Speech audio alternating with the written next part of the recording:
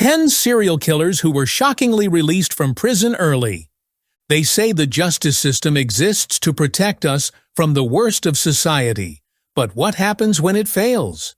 What happens when those who commit the most heinous acts imaginable get a second chance at freedom?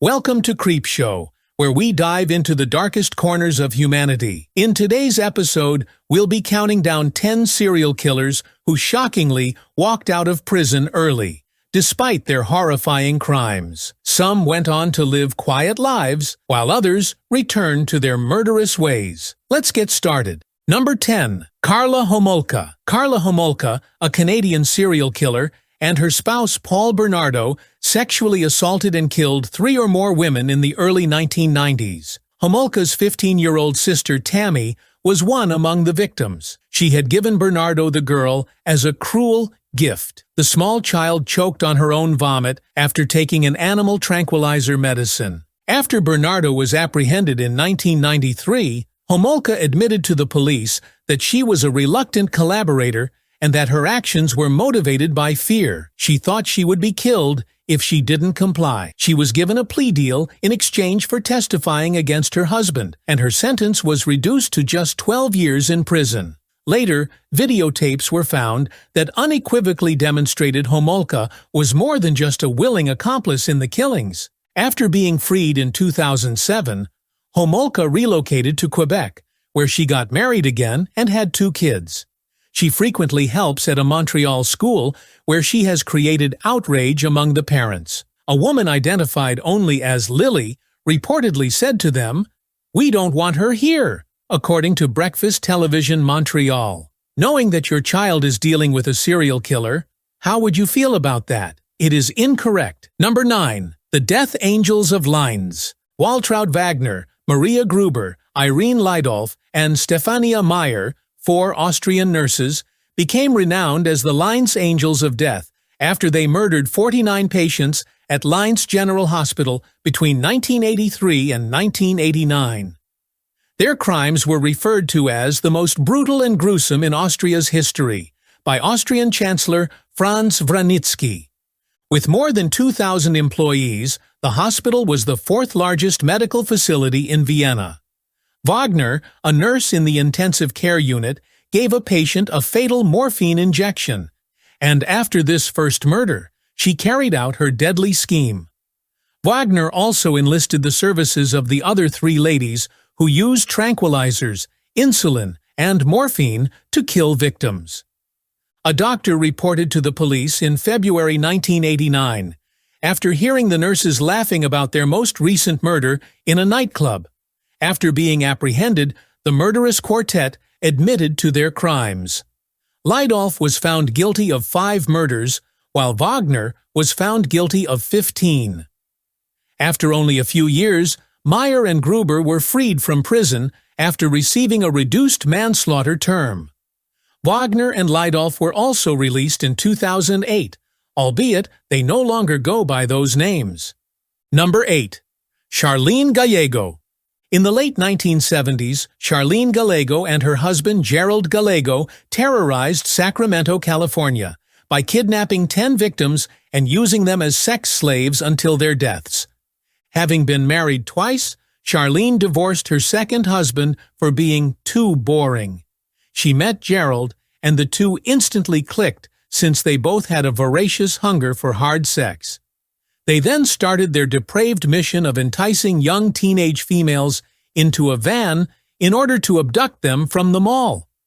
After the victims were killed, tortured, and bound, their bodies were either buried or abandoned. Following her guilty plea to murder in 1984, Charlene was given a 16-year prison sentence. She changed her name and relocated to Fair Oaks, California after being released from prison. While Gerald was in the death row, he succumbed of cancer. In an interview after her release, Charlene stated, "I witness the killings on a daily basis. It never goes away. I see it every time. One does not exist above the other. Every single one of those recollections is terrible. Terrible." Number 7. Dzhumagaliev Nikolai. Nikolai Dzhumagaliev killed his first victim in 1979. He had taken a woman from the streets of the then Kazakh SSR, now Kazakhstan, cut her throat, and then drank her blood. I always loved to hunt. I went hunting a lot, but this was my first time hunting a woman, he subsequently said. He was taken into custody that same year after shooting and killing a co-worker during an intoxicated altercation. At the Serbsky Institute in Moscow, he was diagnosed with schizophrenia and given a lesser term for manslaughter, which allowed him to be released from prison after a year.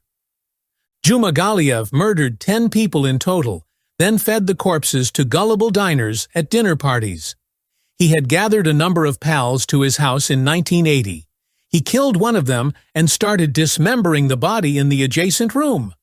When the police arrived, they saw Dzhumagaliev on his knees, covered in blood, nude, and brandishing a hatchet. His other visitors had fled in terror. Upon investigating the house, they also discovered the severed head of a woman. He was committed to a maximum security mental health facility in a nearby village where he is now employed as a repairman. Number 6. Juha Valjakkala. During their 1988 trip through Åmsele, Sweden, 23-year-old Juha Valjakkala and his 21-year-old then-girlfriend, Marita Rutalami, were traveling. At before midnight, Valjakkala stole a bicycle and was pursued to a nearby cemetery by its owner, Sten Nilsson, and his 15-year-old son. When they were caught, Valjakkala pulled out a shotgun and killed them both. Later, Valjakkala led Nilsson's worried wife into the woods and slashed her throat while she searched for her husband and son. After that, Valjakkala and his girlfriend continued on the run, but a week later they were apprehended in Odense, Denmark. Valjakkala and his girlfriend each laid blame for the killings on the other during the trial. Valjakkala was diagnosed as a psychopath with very aggressive tendencies during a mental evaluation. His girlfriend was given only 2 years in prison for her involvement in an assault and battery, but he was given a life term. 2009 saw the ruling by the Finnish Supreme Court that he would be released on a suspended sentence. Nikita Bergenstrom became his new name in 2013. In a post-release interview, he stated, "I wasn't meant to kill anyone. Things have just gotten out of control." Number 5. Louis Sybrand van Schoor. Security guard Sybrand Louis van Schoor was dubbed the deadliest serial killer in South Africa in 1992.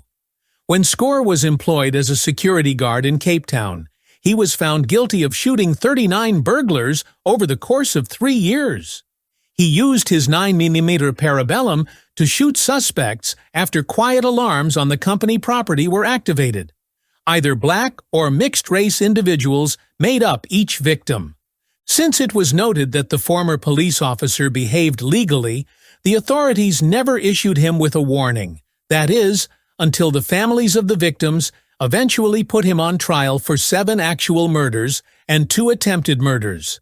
The Supreme Court convicted him on all charges, and he was transported to Fort Glamorgan Prison in East London, South Africa. Then, in 2004, after serving just 12 of his 20 years in jail, he was freed. At a news conference, he said he was grateful to be free and asked people not to condemn him based on his past. "I apologize to the families and friends of my victims if my action caused any hurt or discomfort," said Schoor. "I have served my time," he continued. Number 4.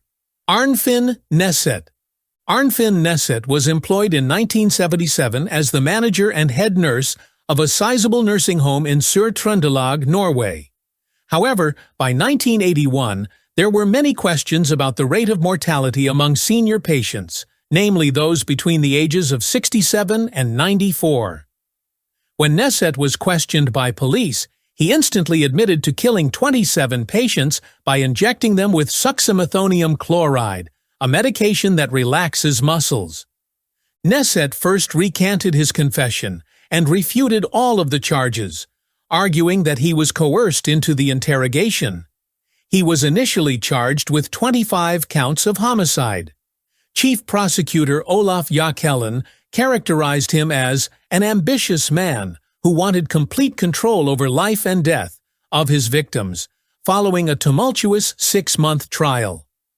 Nesset was found guilty in 1983 of the deaths of 22 victims.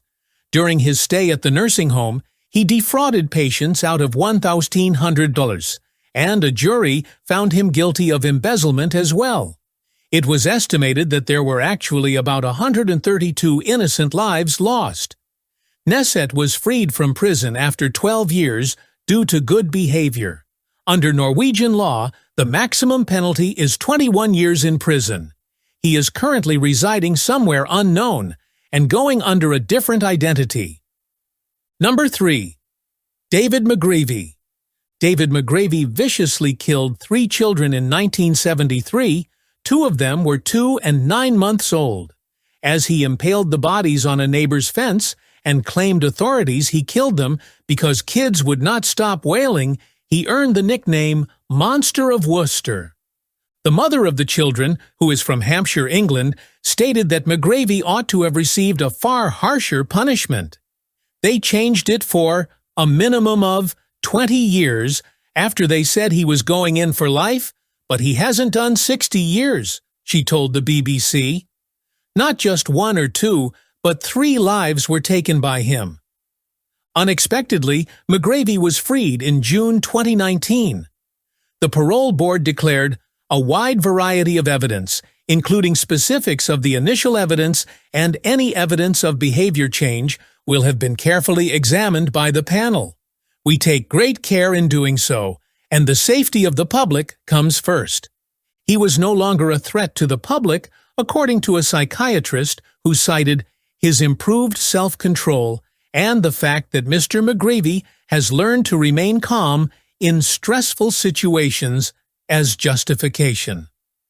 Under tight guidelines, the triple child killer is now allowed to reside in the UK. Number 2. Somkid Poompuang.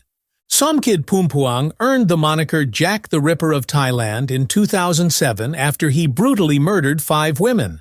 All of the victims were masseuses and performers from nightclubs. Poompuang was given a life sentence, but because he was regarded as a model prisoner, he was released from jail early. In the short 7 months following his parole, he killed Rasame Mulishand, a hotel maid. Poompuang had introduced himself as a lawyer to Mulishand, which had allowed him to establish a rapport with her. He killed her in cold blood after she gave him permission to move into her flat. Colonel Kajornrit Wangrat, the investigator, stated, she informed her neighbors and daughter that she was getting married to the man on December 15th, the day she passed away. That day, the boyfriend also vanished from sight. There was a manhunt going on, and any information would earn a prize of 50,000 baht. After 2 pupils in the Nong Sarai area spotted him on a train, he was eventually taken into custody again. It's thought he will spend the remainder of his life in prison. Number 1. Pedro Lopez. The monster of the Andes, Pedro Lopez is a serial killer who was born in Colombia. He got his first prison sentence for car theft at the beginning of his criminal career. After being sexually assaulted while incarcerated, he later admitted to stalking and killing all of the people who had been violent against him. After being released from prison, Lopez began a murderous rampage in Peru, primarily focusing on young females. After being apprehended, the native Ayachucos community intended to have the serial killer put to death, but an American missionary intervened and convinced them to turn him over to the state police. Lopez was freed from Garcia Moreno prison in Peru in 1981 after serving 14 years due to good behavior. After moving to Ecuador and then Colombia, he started killing 3 girls a week on average. More than 300 victims had been kidnapped and killed by the time of his 3rd arrest. It was not until a large graveyard containing many of his victims' remains was discovered that anyone came to think he was capable of such atrocities. He was found to be sane in 1998 and released on a $50 bond. His current whereabouts remain a mystery. These stories remind us that sometimes justice is anything but just. Despite the cries of victims' families and the obvious danger to society, these monsters were set free and, in some cases, allowed to kill again. Should the justice system have stricter laws for such offenders, or do you believe in the possibility of rehabilitation, even for the worst of the worst? Let us know your thoughts in the comments below. If you enjoyed this dive into the dark side of human nature, be sure to like, subscribe, and hit the notification bell so you never miss another episode. Stay safe and keep your eyes open, because sometimes the monsters are closer than you think.